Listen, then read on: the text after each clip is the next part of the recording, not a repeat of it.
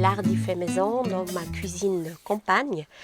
Cette semaine a été pas mal dure pour moi. J'ai eu une grosse crève, donc j'étais pas mal malade, avec mal de cou, rhume, toux, sinusite. Donc je suis passée un peu par tous les stades et puis on entend que je suis encore bien prise. Donc ouais, ça fait pas tout à fait une semaine, mais voilà. Je me suis soignée cette semaine donc avec mes potions huiles essentielles et hydrolat. Ça m'a bien soulagée, bien aidée. Je vais vous partager donc ma recette pour des pastilles contre le maux de gorge. En fait, quand on a compris la recette de base, on est apte à faire des bonbons, mais n'importe quel bonbon, n'importe quel goût, n'importe quelle saveur. C'est ça qui est génial. Donc on peut autant faire des pastilles après ou des bonbons pour qu'on suce pour le plaisir ou voilà, agrémenter avec des huiles essentielles pour des petits maux qu'on a au quotidien. Quand on utilise des huiles essentielles dans une recette, je suis obligée de vous en parler, juste faire une petite parenthèse par rapport aux huiles essentielles, parce que il y a quand même, au niveau des huiles essentielles, c'est bien si on a une certaine connaissance de base pour utiliser les huiles essentielles. Il y a énormément de différentes huiles essentielles. Ils ont des composés biochimiques différentes. Il y en a de ceux qui sont très toxiques, il y en a de ceux qui ont des contre-indications, il y en a de ceux qu'on peut utiliser sans problème, mais toujours aussi avec un certain dosage à respecter. Ce n'est pas la même chose que si on en met une goutte dans un bonbon qu'on va avaler, que si je mets mes huiles essentielles sur la peau, etc. Donc, il y a quand même des choses à savoir sur les huiles essentielles. Donc, n'utilisez pas des huiles essentielles si vous n'avez pas les renseignements nécessaires pour pouvoir les utiliser en toute sécurité surtout. Pour moi, c'est important la sécurité de chacun. Pas faire des bêtises, pas faire de mal, parce qu'on peut... c'est pas parce que c'est naturel, c'est des plantes, que c'est anodin. Donc c'est des choses puissantes, c'est des produits qui sont super, mais il faut avoir des connaissances pour pouvoir les utiliser de manière sécuritaire. Si vous connaissez quelqu'un dans votre entourage qui est aromathérapeute par exemple, posez-lui des questions sur les huiles essentielles, comment les utiliser. Vous pouvez faire un cours vous-même, un cours de base, c'est pas très cher, c'est abordable, c'est pas très intensif au niveau de temps, mais vous aurez au moins des connaissances de base pour utiliser des huiles essentielles en toute sécurité. Ici dans ma recette, j'ai choisi 5 huiles essentielles qui n'ont pas de contre-indication. Attention, quand je dis pas de contre-indication, il y a toujours des choses à respecter. Par exemple, pour les femmes enceintes, pas d'huile essentielle dans le premier trimestre de la grossesse, pas non plus pendant le temps d'allaitement, parce que les huiles essentielles, ça passe dans le lait maternel. Donc, ça, c'est des précautions à avoir. Et également, ce n'est pas pour les enfants, ces bonbons à sucer, c'est bien une recette pour les adultes. Pour les enfants, on ferait peut-être autrement pour une autre vidéo, mais ici, je précise, c'est pour les adultes, pas pour les femmes enceintes, en tout cas pas dans le premier trimestre de la grossesse, et puis pas pour les femmes allaitantes non plus. Voilà. Autrement, j'ai choisi des huiles essentielles, donc sans contre-indication. On va ici mettre dans cette recette uniquement 5 gouttes. Au niveau quantité, c'est aussi dans chaque pastille, vous trouvez un tout petit peu d'huile essentielle. Donc c'est aussi au niveau sécurité tout à fait acceptable pour vous. Il n'y a aucun souci à avoir, vous pouvez faire cette recette.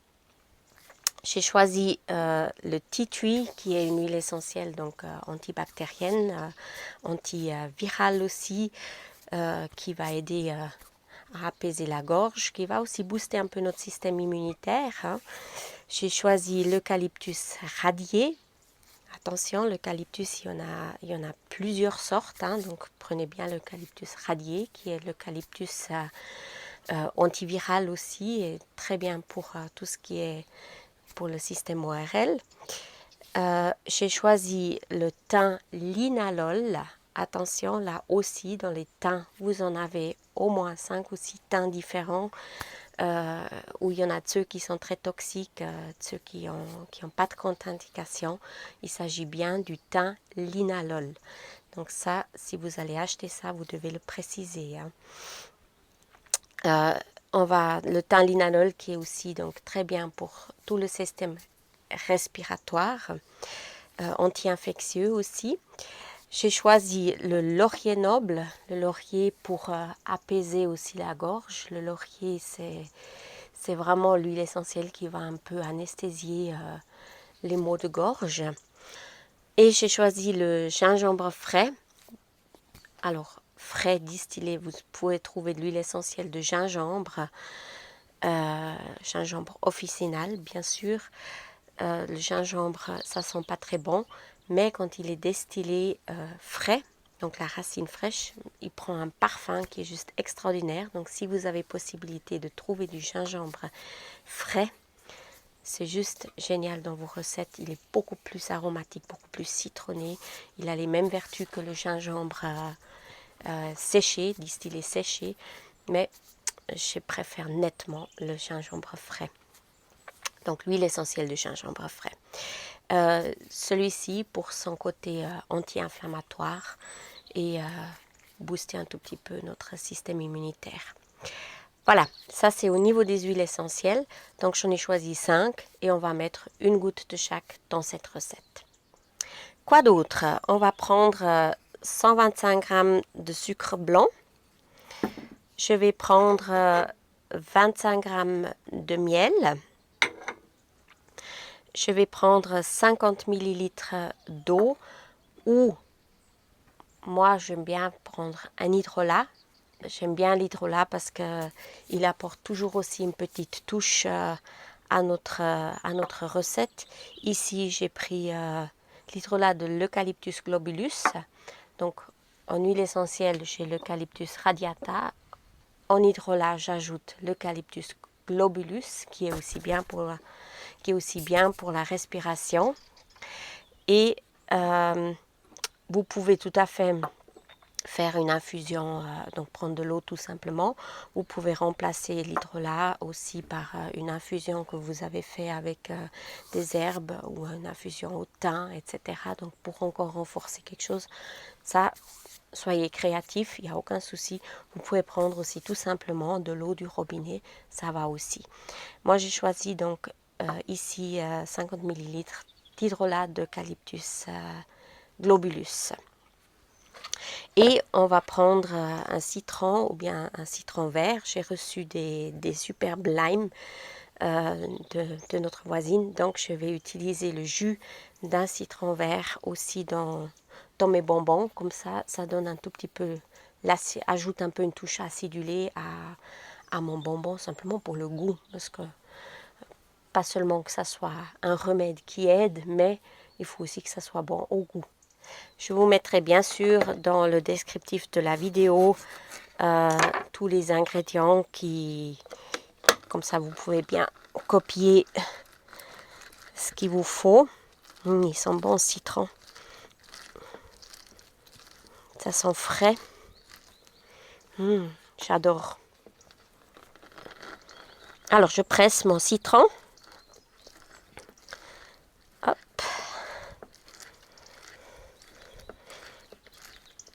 Voilà.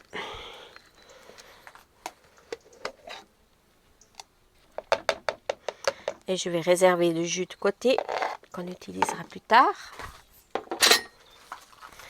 Voilà, qu'est-ce qu'il nous faut autrement? J'ai préparé aussi un moule en silicone. Là, j'en ai un qui va me donner des petites boules. Vous pouvez choisir d'autres moules. Alors, par exemple, des moules à bonbons. Après, vous n'êtes pas obligé de les remplir jusqu'en haut. Hein. Vous pouvez les remplir juste un fond. Ça vous donnera le dessin au fond de votre moule. Ou bien des petits animaux, etc. Soyez créatifs. Il existe tellement de ces moules jolis aujourd'hui dans le commerce. Voilà, si vous n'avez pas de moule, vous pouvez aussi tout simplement prendre un papier sulfurisé et puis déposer vos gouttes à la fin, des gouttes sur le papier sulfurisé et laisser sécher vos bonbons. Ça va aussi le faire. Donc moi j'ai un moule, alors j'utilise. Parfait. Il me faut, ce qui est indispensable aussi, c'est un thermomètre à confiture. Alors ça c'est vraiment indispensable pour faire cette recette parce qu'on va chauffer en fait notre mélange à 150 degrés. Et donc il faut vraiment faire attention, pas se brûler non plus, hein, la prudence.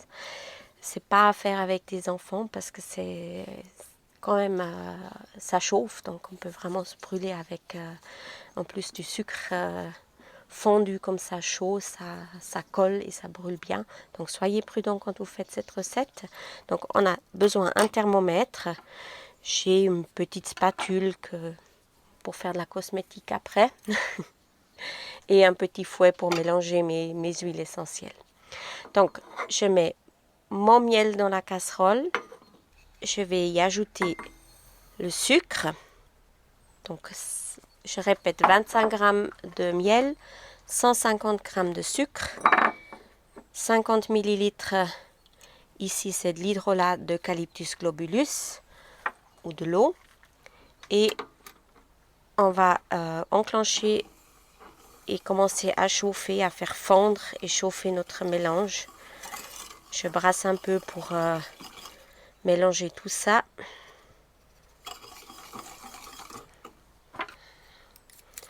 Mon sucre qui fait déjà une boule avec le miel, c'est pas grave, tout va fondre de toute façon. Et ça prend à peu près, donc une fois que c'est porté à ébullition, ça prend environ 10 minutes pour monter à 150 degrés. Ça prend un tout petit peu de temps.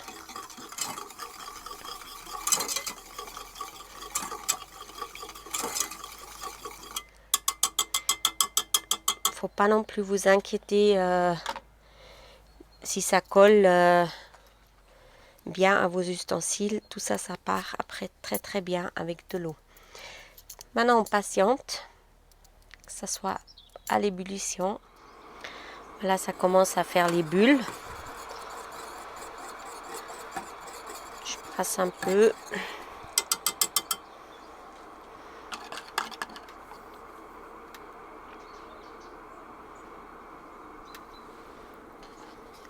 Je vais ajouter le jus de citron directement aussi.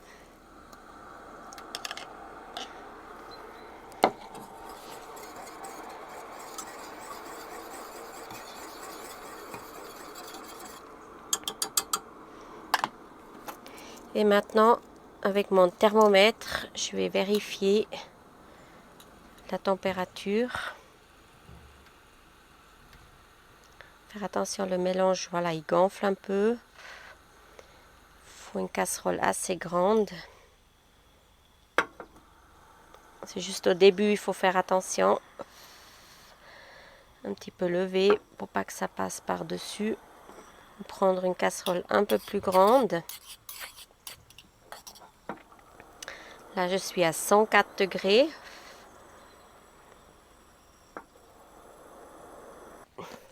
Donc, ça a fini par se calmer un petit peu. Ça gicle, il faut faire attention, pas prendre les gouttes sur vos mains. Prenez une plus grande casserole, ça sera plus simple. Hein. J'ai pris celle-ci parce qu'elle a un bec verseur et puis je l'aime bien, mais voilà, ça c'est malgré moi. J'aurais dû vraiment prendre une grande casserole. Si ça colle, c'est pas grave. Avec de l'eau, tout ça, ça part. Hein, même si c'est collant, c'est juste vraiment dangereux parce que c'est chaud. Pas vous brûler. Hein, surtout, soyez prudents. Pas vous brûler. Donc, on est à 133, 134 degrés. On attend pour arriver à 150. On se retrouve quand on est à 150 degrés. Mon sucre tourne gentiment au caramel. On voit qu'il change de couleur. On est à 140, presque 140 degrés. Donc on y arrive. Et 150, hop, on enlève du feu de suite pour éviter que ça continue de chauffer. On va maintenant le laisser refroidir un tout bref instant, juste brasser. Vous voyez que c'est vraiment du caramel qu'on a fait. Hein. C'est magnifique. On va le brasser, comme ça il se refroidit un tout petit peu. Ça va relativement vite. Et on va ajouter nos 5 gouttes d'huile essentielle.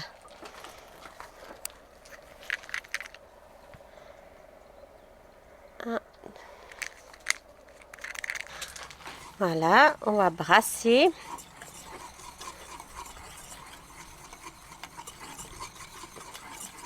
Bien mélanger nos huiles essentielles. Et vraiment faites attention, le mélange, il reste chaud un bon moment. Et maintenant, on va couler nos bonbons dans nos moules. C'est pour ça que j'ai choisi ma casserole qui m'a joué un peu des tours cette fois. Parce qu'elle a ce bec verseur et c'est génial. Hop. J'ai des abeilles qui viennent dire bonjour. Ils sentent qu'il y a du miel.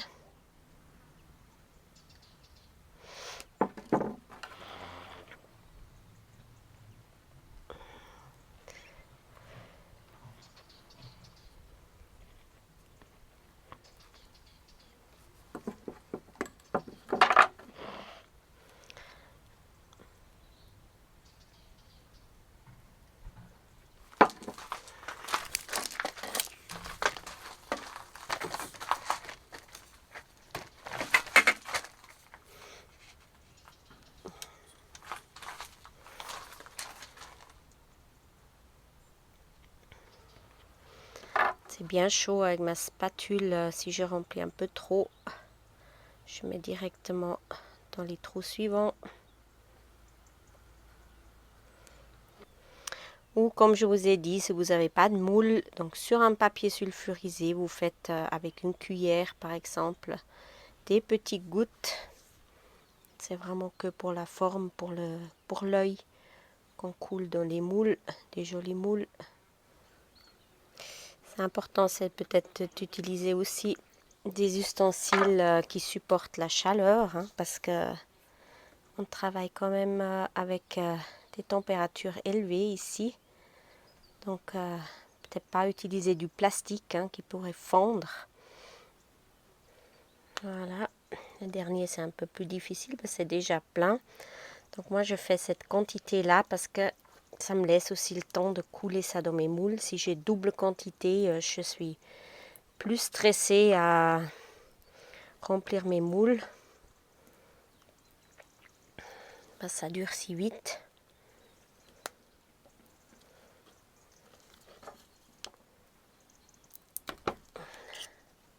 Et c'est du caramel. Voilà, je pense là, on va pas pouvoir faire grand chose. Maintenant, on laisse tout simplement reposer ça une bonne heure, une, 2 heures, comme ça, après, avant de démouler. Comme ça a le temps de bien durcir. Ça va relativement vite. Et on se retrouve après pour le démoulage. Nous voilà 24 heures après d'avoir fait nos bonbons. Normalement, il n'y a pas besoin d'attendre 24 heures. Vous pouvez attendre 1 ou 2 heures jusqu'à ce qu'ils soient un peu durs et vous pouvez les démouler. Je suis désolée, aujourd'hui on a un peu de vent. J'espère que ça va aller au niveau du micro, que vous m'entendez bien. On va procéder au démoulage. Donc tout simplement, hop, on les démoule comme ça. Je constate quand même qu'ils collent encore assez bien. Je pense que ça c'est parce que j'ai ajouté du jus de citron dans ma recette, ce que je ne fais pas d'habitude. J'aurais dû peut-être réduire un tout petit peu la quantité d'eau à ce moment-là. Ma foi, c'est des essais qu'on fait et puis ça c'est après à adapter. Ça c'est pas bien grave. C'est les joies de la cuisine et puis du bricolage. Mais ils ont une très très belle forme. On voit qu'ils sont super. Donc je vais tous les démouler. Et ouais, vous voyez, ils collent. Alors ça c'est clair. Sans le jus de citron, ils collent pas. Ça, j'ai constaté ça.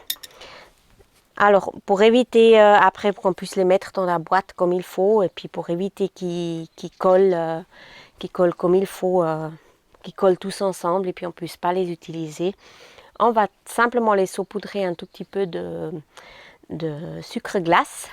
Comme ça, ils sont bien enrobés et puis vous pouvez les conserver dans un bocal sans problème. Mais ils vont pas tellement se conserver longtemps parce que, à part d'être efficaces, ils sont aussi bons. Donc, vous pouvez y aller, vous risquez rien. Ça, c'est super. Alors, on met un peu de sucre glace dessus.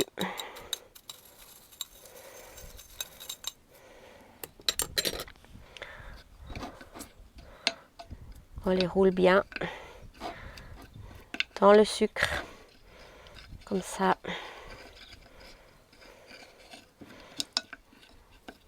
Pas hésiter à bien mettre. De toute façon, on n'est plus à ça de sucre près dans nos bonbons. Voilà, tous nos bonbons sont prêts pour être mis dans une jolie boîte. Par exemple, vous pouvez les mettre dans une boîte en verre, comme celle-ci, pour les conserver, ou une jolie petite boîte comme vous avez, c'est égal. Ils se conservent très bien. Et maintenant, il suffit juste de les goûter.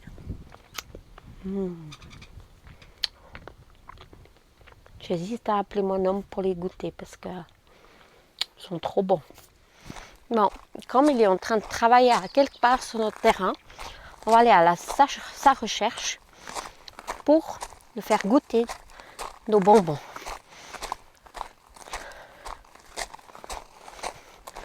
J'ai aucune idée où il est parti. Il est parti avec le tracteur.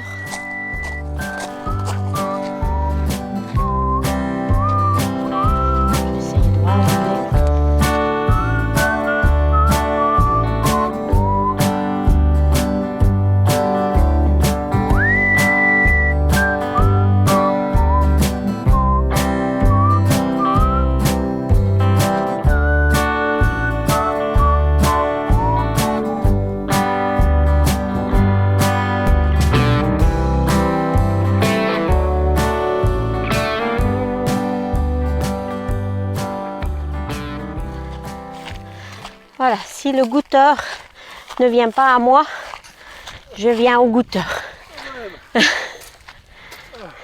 Moment de verdict. Je goûte.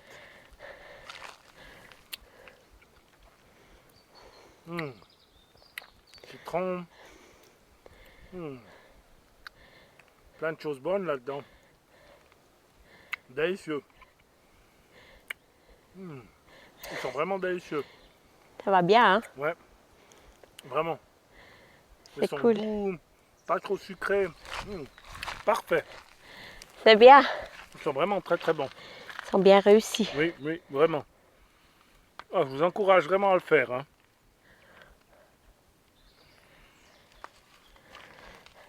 Comme ça, on a presque envie d'avoir mal au cou. Hein. Ouais. Oh, mais... Non. Tu peux aussi faire ceux pour juste le bon goût. Hein. Pour le plaisir, ça c'est sûr. D'accord. Voilà. À tout bientôt. C'est Merci tout bon. beaucoup. À bientôt.